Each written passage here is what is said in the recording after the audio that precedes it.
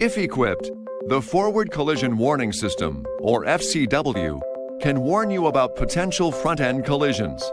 FCW uses data from the front sensors, electronic brake controller, and wheel speed sensors to calculate a probable collision. When the system decides a forward collision is probable, it delivers audio and visual warnings and a possible brake jerk warning. If the driver does not take action based upon these progressive warnings, the system can provide limited braking to mitigate a forward collision.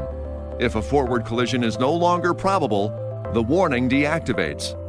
Other objects like guardrails or signposts can trigger these warnings too, especially when driving on a curve.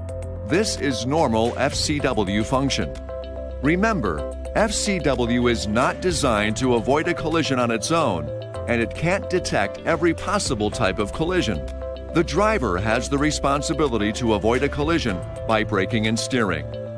This video is not intended to take the place of your owner's manual.